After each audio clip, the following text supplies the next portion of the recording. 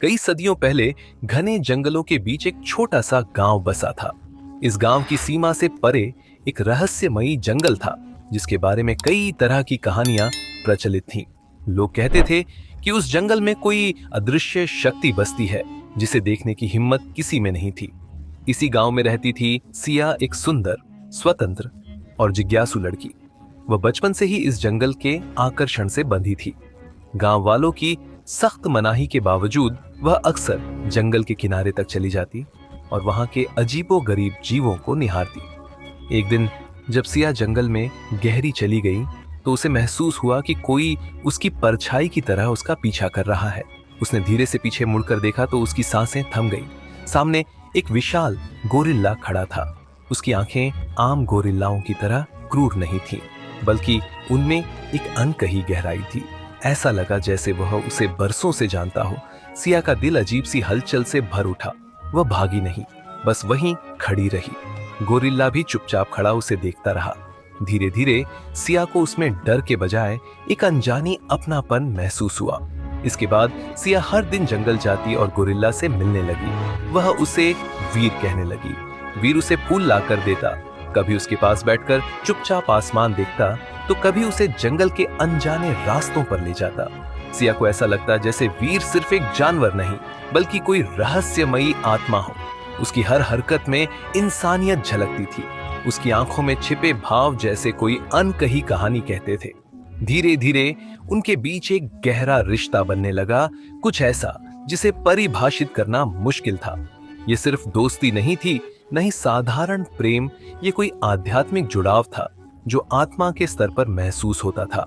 गांव में जब यह बात फैली कि सिया जंगल के किसी रहस्यमयी जीव से मिलती है, तो लोगों ने उसे रोकने की कोशिश की, लेकिन सिया पर इसका कोई असर नहीं हुआ। फिर एक दिन गांव वालों ने तय किया कि उस गोरिल्ला को मार दिया जाए। वे उसे एक दानव समझ बैठे थे, जो शायद सिया को अपने वश में कर चुका था। गांव के लोगों ने हथियारों का एक दल जंगल में भेजा।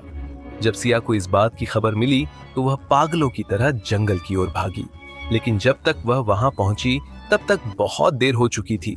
वीर गंभीर रूप से घायल पड़ा था, उसके शरीर से खून बह रहा था। सिया ने उसे बाहों में भर लिया और फूट फूट कर रोने लगी। वीर ने अपनी भारी आंखें खोली, उसके चेहरे पर हल्की मुस्कान थी। उसकी बड़ी हथेलियों ने सिया के चेहरे को छुआ, जैसे आखिरी बार उसे महसूस करना चाहता हो। वीर, तुम मुझे छोड़कर नहीं जा सकते। सिया की आवाज कांप रही थी। वीर की आंखों में आंसू थे।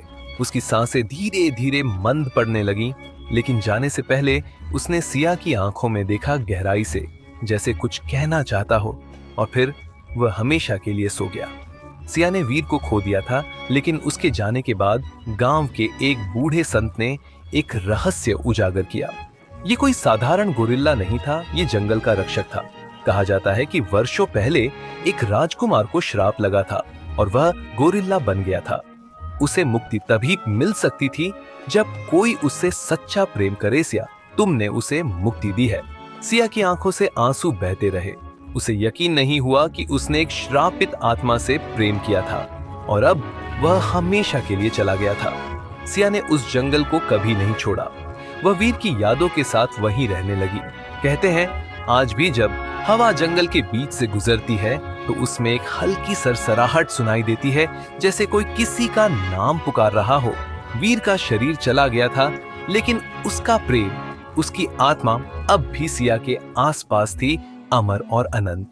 आपको ये वीडियो पसंद आया हो तो जरूर लाइक करें और नोटिफिकेशन बेल आइकॉन को दबाना न भूलें। हम मिलते हैं आपको अगले वीडियो में एक और रोचक कहानी के साथ। तब तक के लिए राधे राधे।